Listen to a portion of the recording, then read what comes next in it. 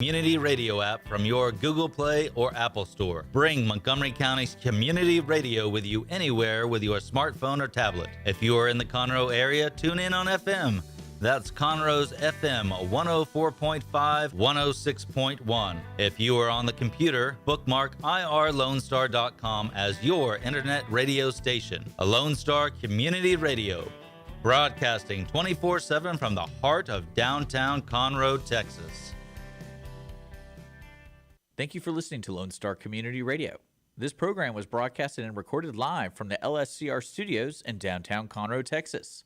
Lone Star Community Radio is supported by listeners like you. Donate and sponsor today. For more information on getting involved with Lone Star Community Radio, contact us at lscrstudios@gmail.com or visit us online at www.irlonestar.com.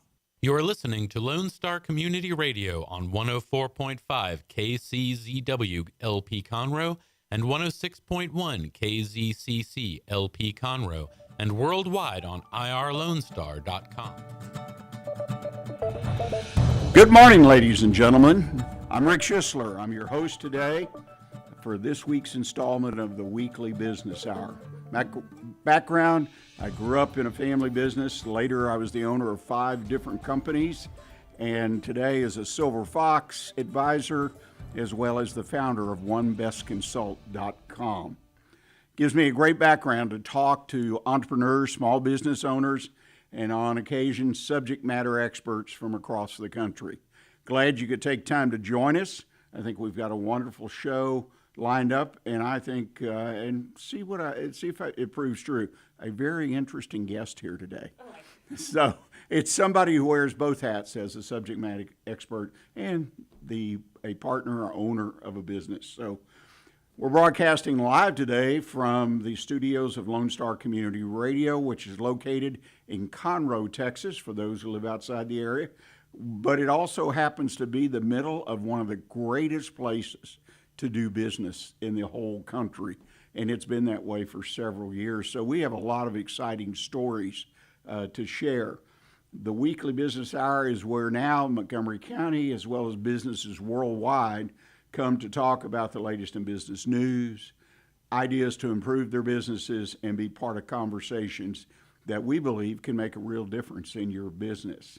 I want to make a quick couple announcements. One is, if you've never listened to the show, we're available right now if you'd like to watch as well as listen on YouTube as well as Facebook. Just go to Facebook and put in the Weekly Business Hour. It'll take you to our page, and then you just click on the button and you can watch as well as listen to our program. You know, recently I read an article, I believe it was in the Wall Street Journal, that said that's kind of the trend. People don't want to listen to podcasts. Well, they do, but they want to watch. So you're going to watch people sitting behind microphones, but it's an interesting phenomenon, but it's apparently a big change in the podcast industry. Also, I want to remind you, if you have a comment, you want to comment on the show, you have a question for your business, something's going on, you want to share it. You know, we do a mailbag segment where I, over the air, answer questions, but otherwise I'll respond to you with email. Just drop me an email. It's rschisler@wtsvc.net. That's rschisler@wtsvc.net. I love the questions. Creates a lot of thought, and it does give us an opportunity to have a mailbag segment. Well, before I go too far and continue to ramble on, we're going to start the show, which is really the reason we're here today, and that's to talk to people.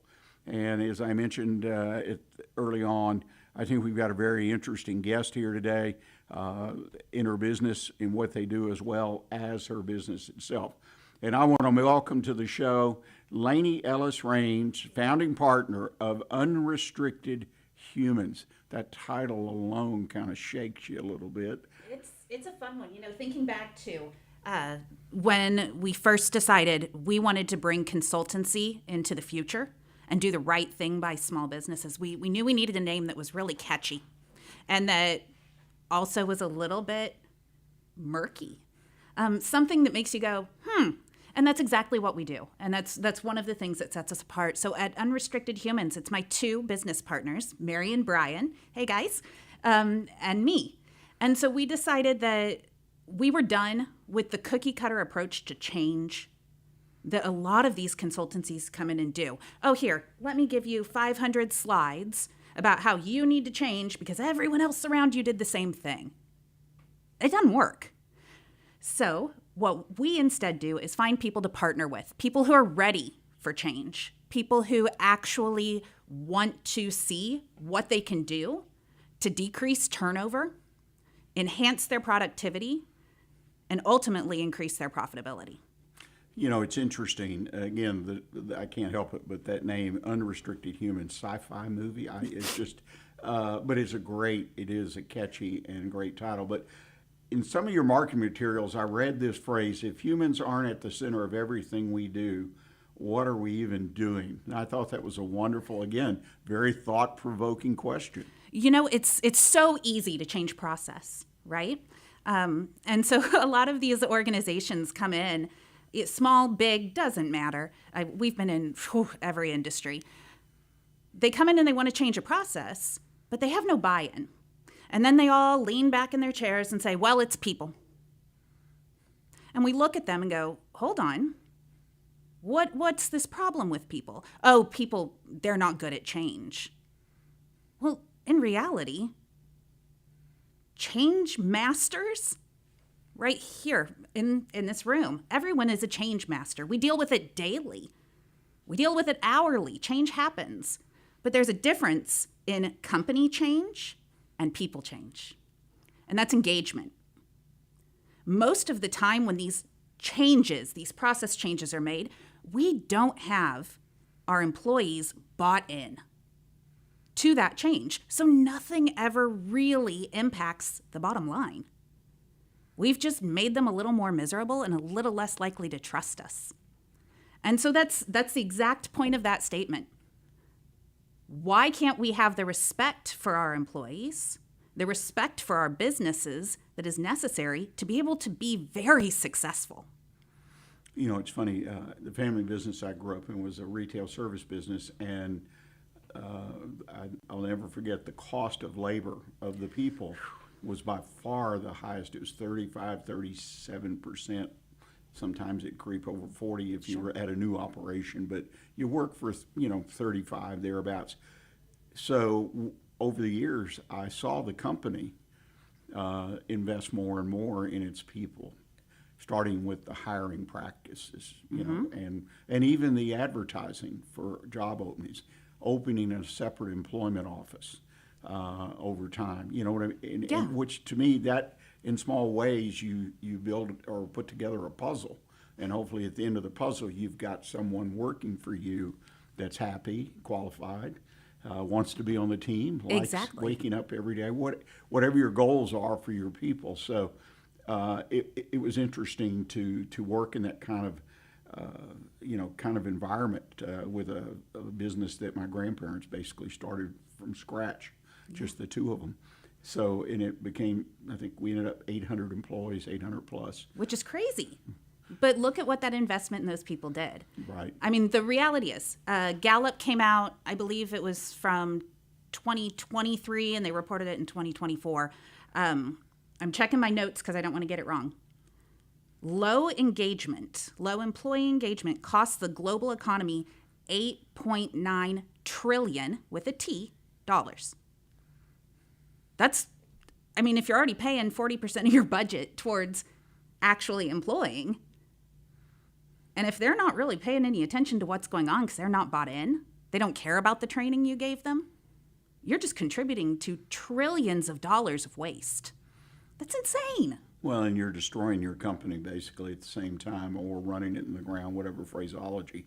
I've seen all of that because I work with small businesses, ones that are struggling. I even work with startups, and which I really enjoy. Startups are fun. Well, a lot of the Silver Fox advisors shy away because they know the failure rate is so high. But it's funny. It's funny to challenge people. And that's what you're doing to me about engagement. You're challenging the employer and the employee to engage. Yeah. And then provide them hopefully with a map or direction to Really how to do it. tangible stuff.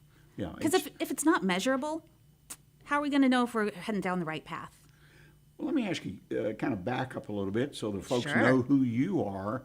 Sure. They know you're a partner in the firm, part of the startup. What is your background? Why do I need to believe you? What got you to this point? Oh, gosh. Well, to be... we'll just be frank. And so for the listeners out there, Well, you can just always Buckle refer in. to LinkedIn. well, there is, yes, you can always find me on LinkedIn.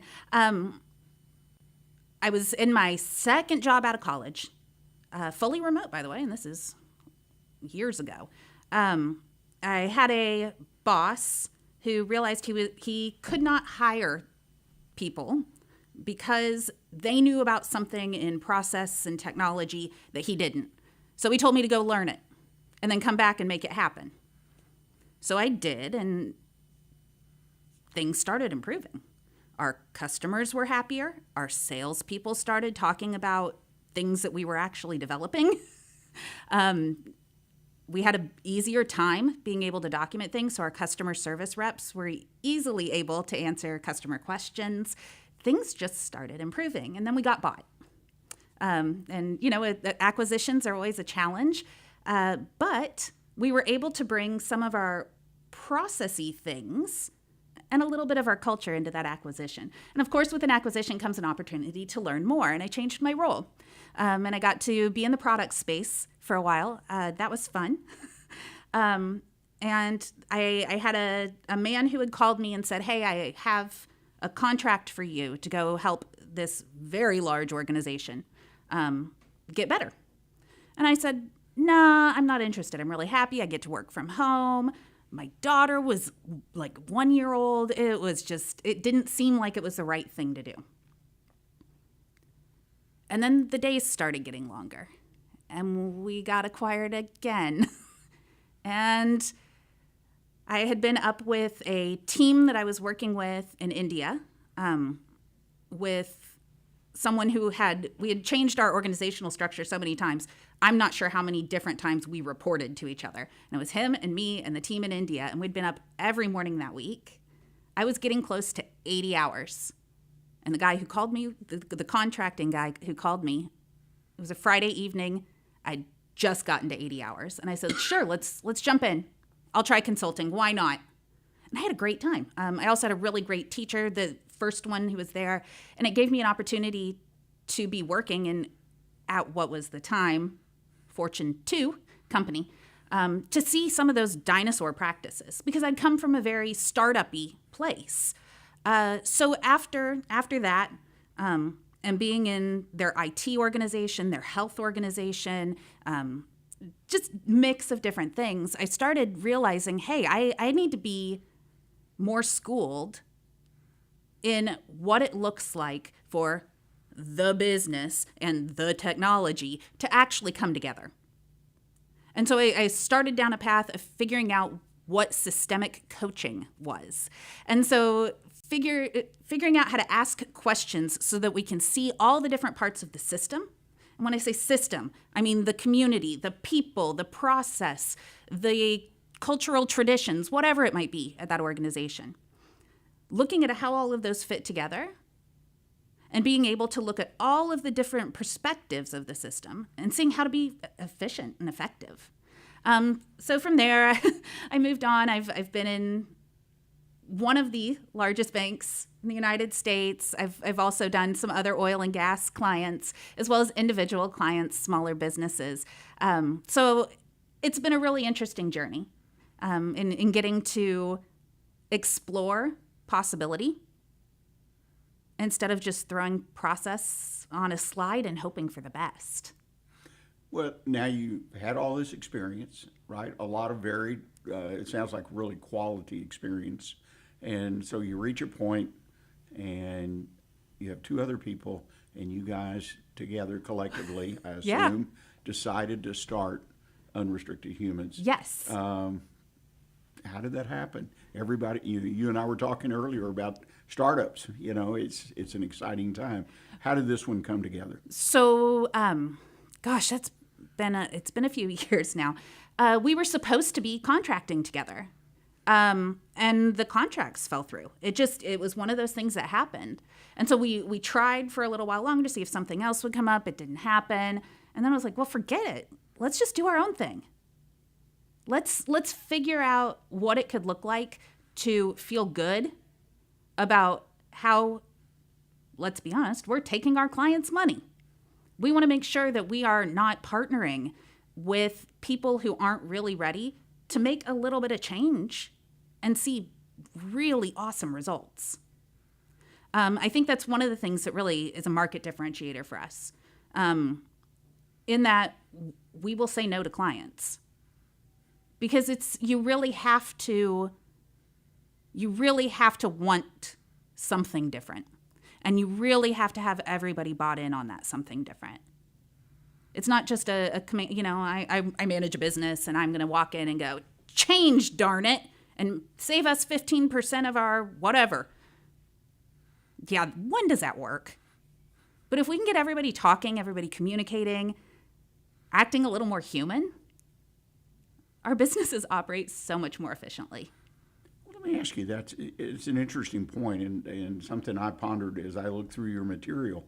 How do you know when you reach that point? In other words, you're connecting with someone, a company, a business, and like you say, you want to make sure that they're ready, that the field is fertile for planting. How do you measure that? What tells you they're ready to go? It's interesting because it's never really the same thing every time. So one of the key things, at least personally, and I know Mary and Brian look for different things as well, but personally, I will hear an owner, like a small business, medium business owner, say, I want change. What am I doing wrong? Boom. What am I doing wrong? There's a good start. Can you tell me when I ask you things like, in 5 years, where do you want to be? And I don't know is a perfectly fine answer. But if you've started thinking, 5 years from now, that's great. If you started thinking, I'm tired, I'm at my wit's end, I would just love to be able to take a vacation. I know I've had clients and friends who are small business owners who say, I can't take a vacation, I can't go off and leave my company. And it's, wait, what? Do you want to work on maybe some trust in the workplace? Maybe expand how you do some training, maybe look into, as easily as putting our schedules in Gmail and everybody can access the calendar so we don't have to have a paper in the back of the restaurant. Things like that. We look for people who are jumping at opportunities. Right. And it sounds like mainly you're looking at the upper level, the management, the owners. It can be everybody, though.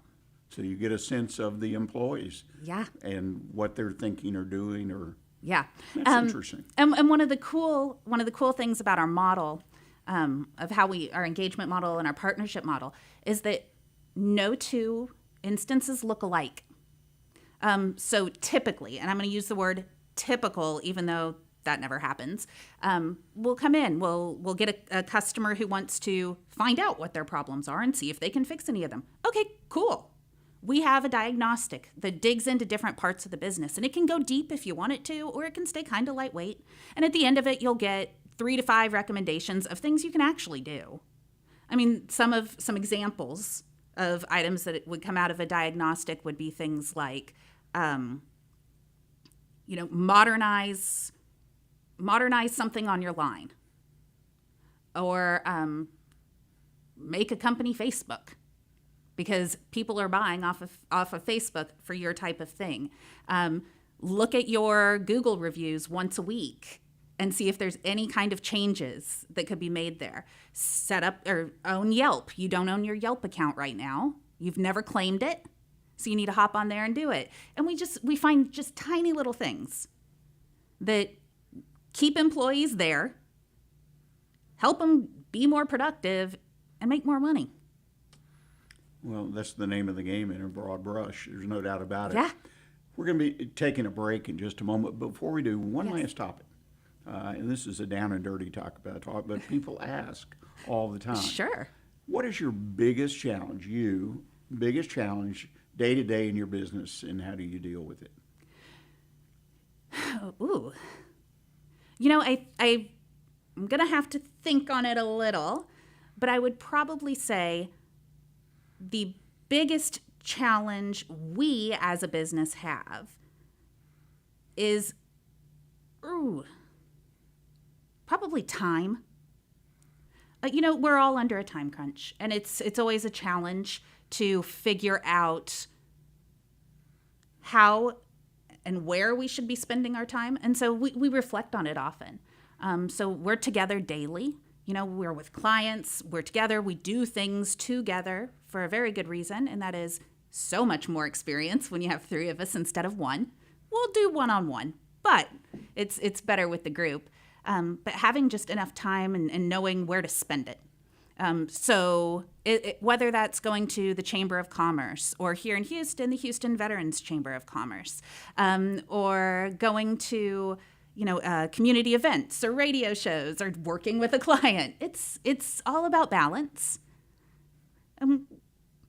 It's difficult. It is. Especially when you're in your business, because I have been in the consulting, advising, coaching, mentoring, whatever you want to call it, Sure. For almost 20 years. And so I know, even though I have an organization behind me, being the Silver Foxes, who are a wealth of information and guidance for all its members as well, but it's difficult. It's reminds me of being retired. When you're retired, what am I going to do today, right? So you come in, your mind's open. I can do anything. What do I want to do? I know. But nobody answers the question when I ask it. So, ladies and gentlemen, we're going to take our first break of the day. I hope you enjoy where we're going. And when we come back, we're going to kind of get more into what Layne does as far as the work she actually does and some of the ideas that perhaps might stimulate you to think about taking on the challenge of change. So please stay with us. We'll be right back with you.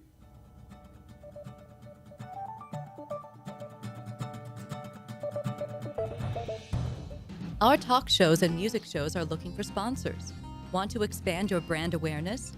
Reach the hyper-local audience in Montgomery County? Lone Star Community Radio sponsorships accomplish this. Want to see our stats and rates? Check out irlonestar.com/sponsor for more information. Or call in and leave us a message at 936-647-3776. God's Garage is a 501c3 that repairs and gives away cars for free to single moms, widows, and wives of deployed military. You can help God's Garage by donating a vehicle, volunteering your time, or by monetary donation. God's Garage is located at 2106 East Davis, Conroe. If you'd like to learn more about God's Garage, visit our website at godsgarage.org. Or you can contact us and we would be glad to come and make a presentation to your group. Vell Institute, a 501c3 nonprofit, began in 2014 with a mission to strengthen the future of veterans through leadership and entrepreneurship training. We've invested over 1,400 hours of training in our veterans while connecting them with community entrepreneurs and leaders. Our mission is to continue investing in our veterans who have given so much for our country. Please join us in our mission by visiting vellinstitute.org. That's VELinstitute.org.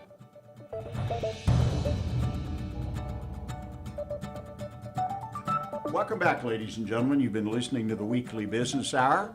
Hope you're on the same page with that. And we've been having a conversation with Layne Ellis Raines. And I consider it, again, I proposed that it would be this, a very interesting individual, and I think a lot of value in that first segment.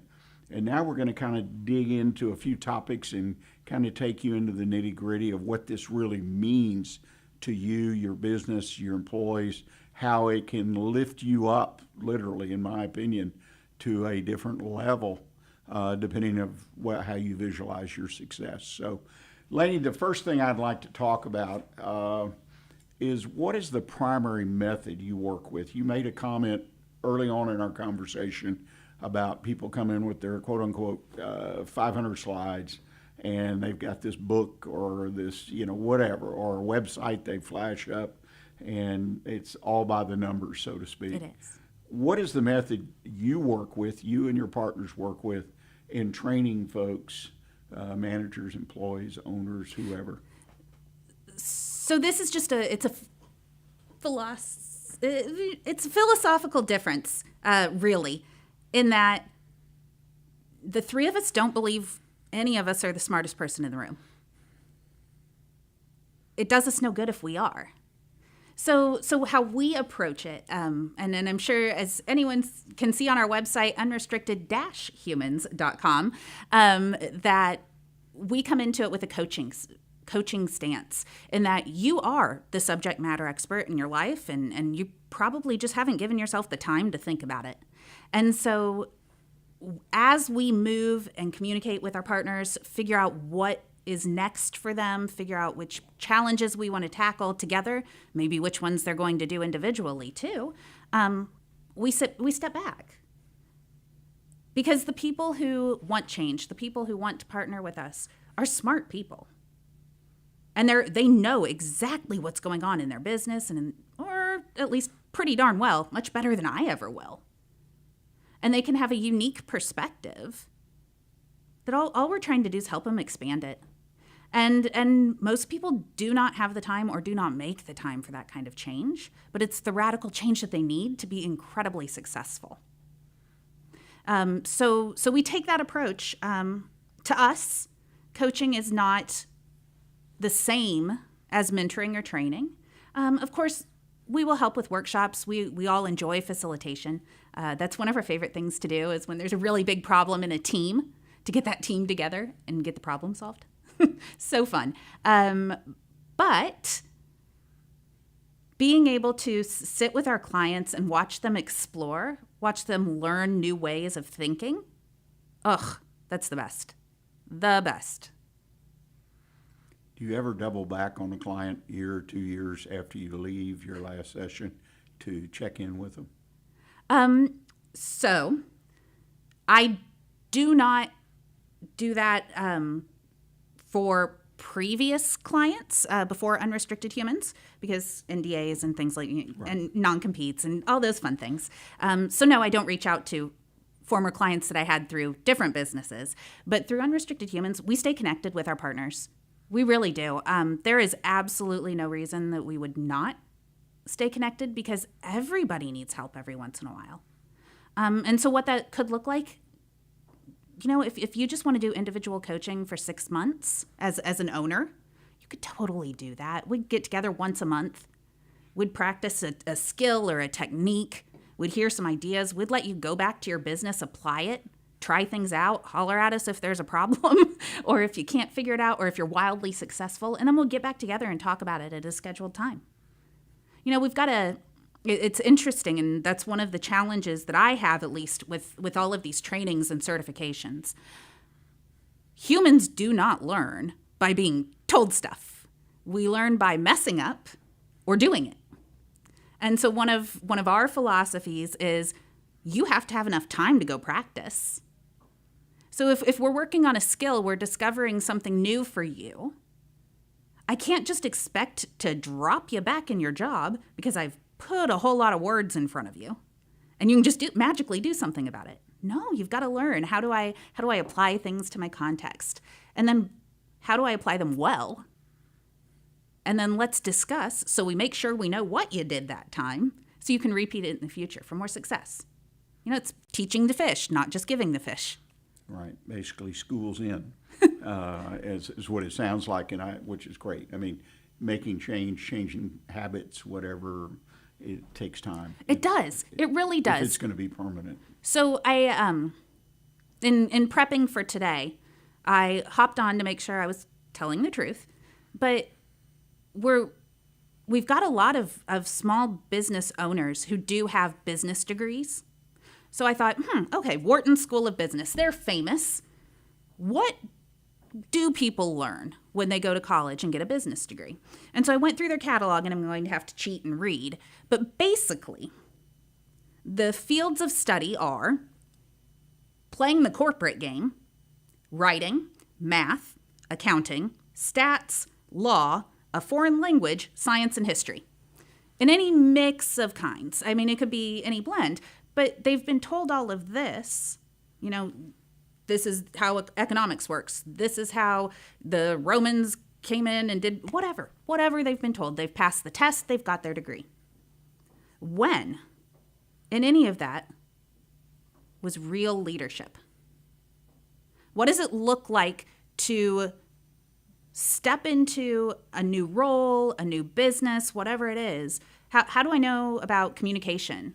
How do I know how to actually delegate? And when I say delegate, I'm not just saying, hey, go do this for me, Rick.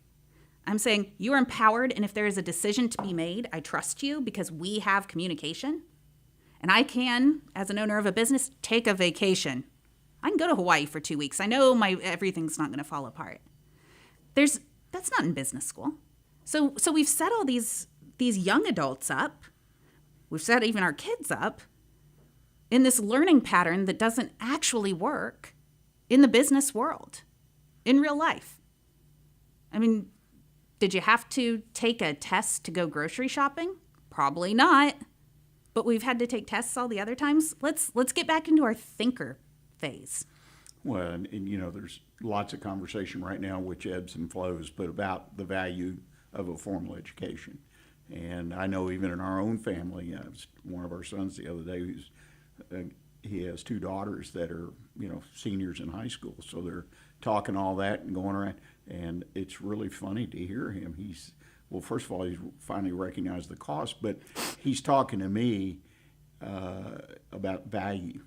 You know, and what he does for a living is he's a workout specialist for companies that get in trouble and stuff. He's apparently pretty damn good at it. So he's trying to figure out in the same thought process, what's the true value for my daughters in this case to go to college as far as education. Yeah, and I think there are lots of really important things that can be picked up from higher education. I'm definitely not going to say no. But what I am saying is it's not enough. Right. Oh, I agree with you. Growing up in a family business, literally from the time I was born, because my mother was a bookkeeper, and I was taken to work with her, no child care, and she loves to kid me about that. So they didn't give me a Social Security card, though, but I had apparently a place to sleep on her desk on the corner. But I absorbed everything, not necessarily at that age, but as I grew older. It's that expectation, right? You knew, hey, I've got to be watching what's going on around me. It's important for me to be a systemic thinker instead of just a book smart, pump out what they told me. Like that doesn't work, especially for customer service. Like I'm thinking to a time where I was working with an organization, and the customers were really frustrated with this particular team, like incredibly frustrated. And they had very, very, very tight deadlines because there was a lot of health and legal and HIPAA. And I mean, it was kind of fun. The team had to kick me out of the room because they didn't want to have HIPAA violations and I didn't have the right security. So I got kicked out of the room a lot. But their customers were so unhappy because things were going so slowly. And so we dug in and said, let's see what's happening. Well, it turns out one of the team members had somebody who was calling him one-on-one and taking up well over half of his time to do tasks that weren't really the most important. So the customers felt not listened to, but the customers were kind of cutting off their nose to spite their face.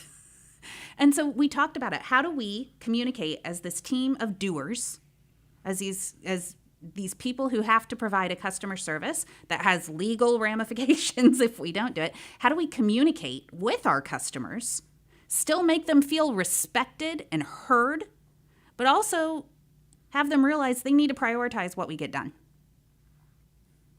Now, the team could basically track their tasks. They were sitting something like, one task was like 400 days old. And we're legal ramifications, and we're 400 days old. No. We got them down to, probably 14 days of turnaround by the end of this, averaging that, which is completely acceptable. But from 87, 88 days on average down to 14 in a month. It was such great work by that team, the leaders who stepped up, the way that they communicated, and that was it. It was just simple communication. They had never shared what they were getting done. The customers had no idea if they were getting it done over here and over here, that all of it was completed, or they'd miss a change, or they'd miss something. And this team, man, they were so cool. There was a woman on there who actually stayed instead of retiring because she was having a good time on the team. And it's like that's the kind of place you want to work. Right. Even if it's Definitely. challenging, even if there are some struggles, even if there's pressure and deadlines, if your team's awesome, you have great relationship with your customer, creating loyalty, you're getting that repeat sale instead of having to drum up all the new stuff.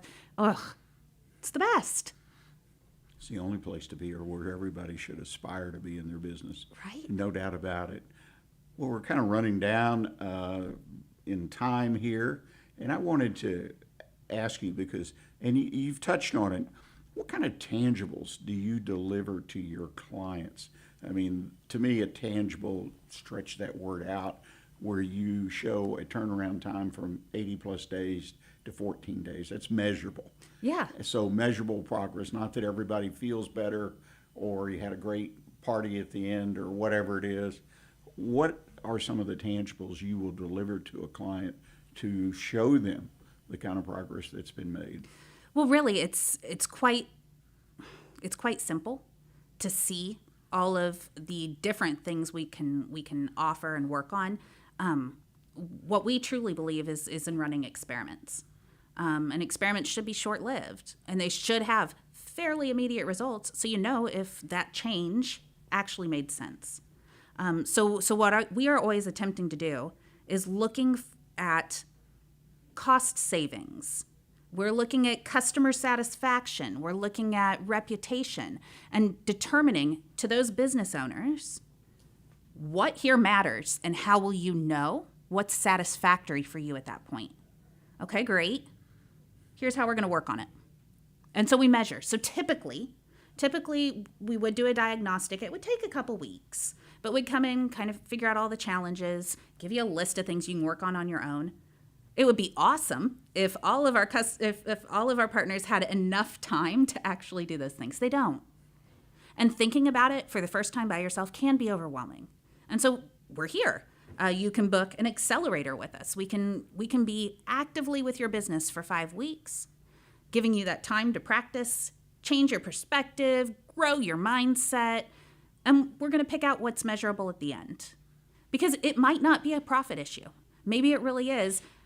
Holy cow, I've always hired, college kids, and now they're getting jobs and leaving, and I'm having to retrain, and I don't have time to retrain because we're so successful. Okay, so let's take a look at your employment practices. Are you outsourcing HR? What does that look like? What's your hiring strategy? How does that fit into your 5-year strategy? Digging into things like that. It might not be a monetary at first, but if it's saving you time, maybe money, hopefully.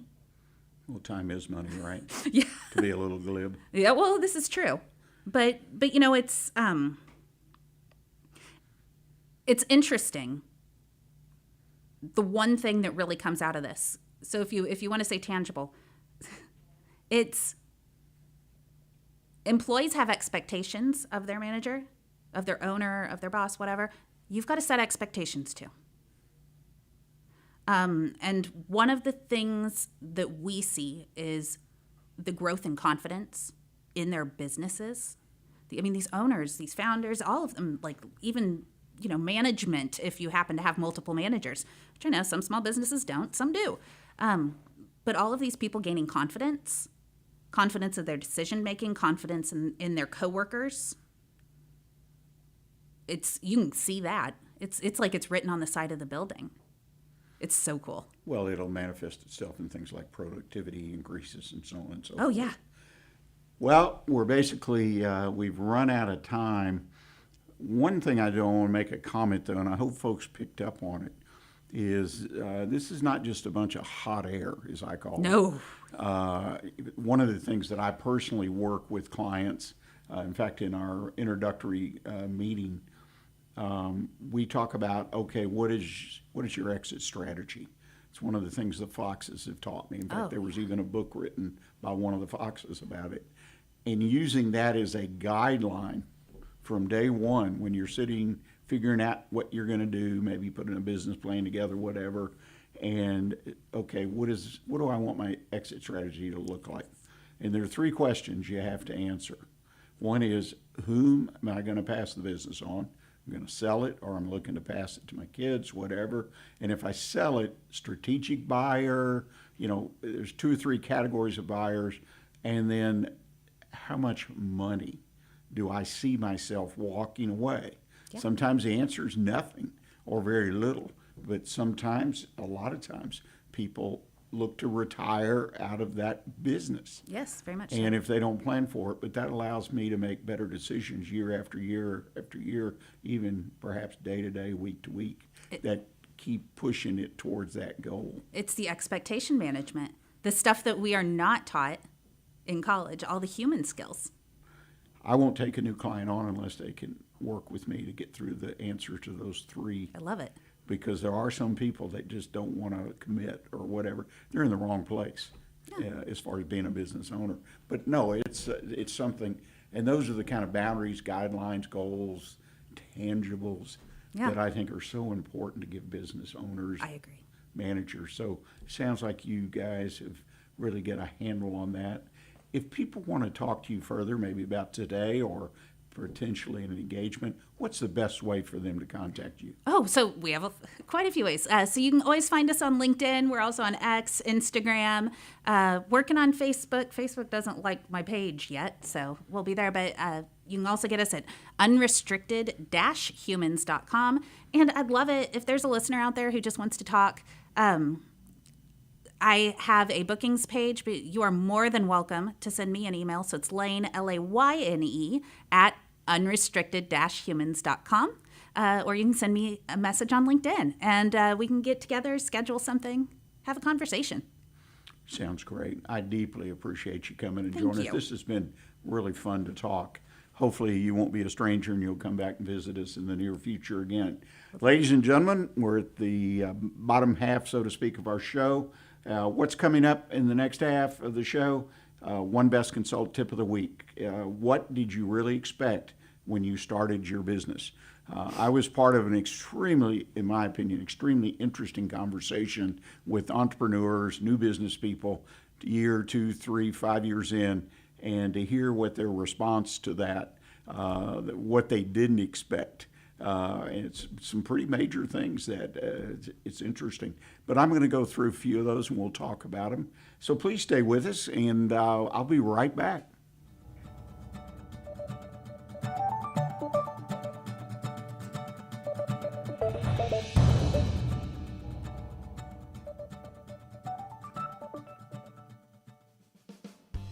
Lone Star Community Radio is Montgomery County's radio station with talk, music, weather, and traffic for Montgomery County. Have a question, comment about one of our shows? Want to know how to reach a host? Just contact the station on irlonestar.com or call in and leave a message at 936-647-3776. Get involved with your community with Lone Star Community Radio. Want to check out the fastest growing sport in the world? It's right here in Conroe, Texas, and it's roller derby. Conroe Roller Derby is a non-profit recreational league of women and men who want you to come and check out the fast-paced, hard-hitting game of roller derby. The Conroe Cutthroats practice at Rainbow Roller Rink on Tuesdays, Thursdays, and Sundays. You can find our game schedule and more information on our website, www.conroerollerderby.com.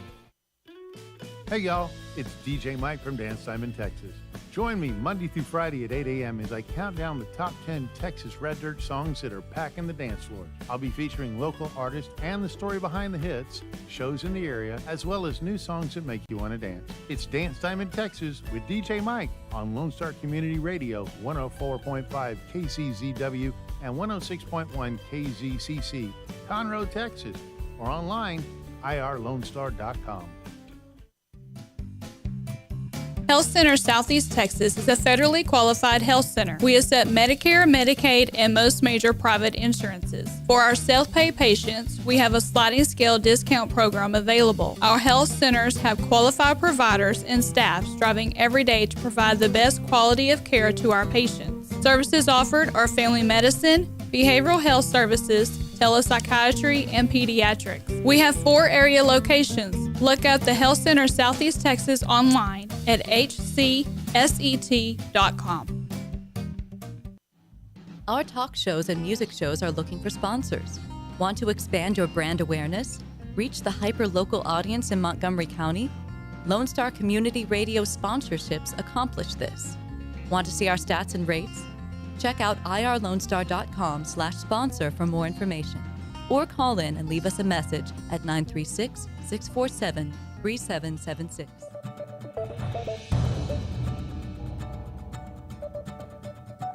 Welcome back, ladies and gentlemen. You're listening to the Weekly Business Hour. I'm Rick Schisler. I'm your host. We just had, to me, a very interesting and challenging conversation with one of the partners, Unrestricted Humans. I really appreciate Layne Ellis Raines joining us today and sharing with us the value of using this kind of training for your business and in really improving the engagement of your employees. You know, one of the issues I have is, and I guess I learned it when I was back in the family business, even as a youngster, but you know, you hire people, you train them, you work with them, and then they're gone. Now that could be a year, 2, 3 years later, 5 years later. But there are certain individuals that you hire them, you train them, and 20 years later they're there.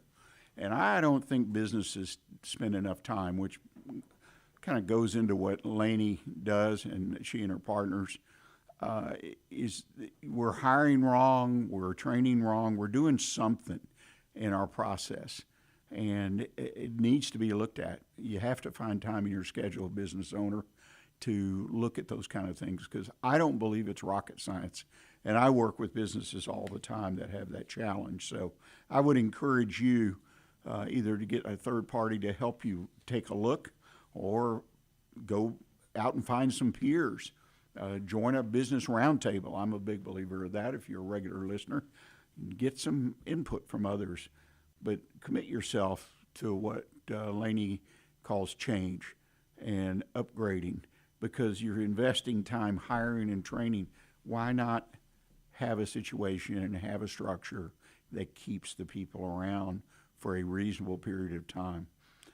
I want to talk a little bit in the time remaining about a conversation that I was part of recently regarding what is it when you started your business that you didn't expect to happen. In other words, this was this way, that something I just didn't see, and it's been a surprise, and in some cases, unfortunately, it's such a large surprise that the business fails, closes up, and it happens. But this conversation among various entrepreneurs, different ages, men, women, a good mix of people, was interesting to listen to. And I want to relate to 2 or 3 of them. The first one that stands out is not an uncommon one at all, but it's how much time, money, effort it takes to market, promote the business. I mean, I'm not sure what they expected, but I can see trying to quantify it. You should know your customer base before you even open your doors. I mean, you put a plan together, hopefully, a business plan, strategic plan, marketing plan, whatever kind of plan, whatever name you want to put on it, and maybe you have one of each. But you've got to know who your customers are, what's your market, where are you going to market, where are they going to come from? It's a basic first question. And when someone says they didn't relate to how much time and money and effort it was going to take, I sense that they didn't get themselves prepared as far as their marketing goes. Another one that's kind of an offshoot, I didn't know how much cold calling I'd have to do to start out. And I'm not sure what business they were in, but of course cold calling is a real challenge for almost everybody because of the rejection and the fear of dialing the phone and talking to a stranger.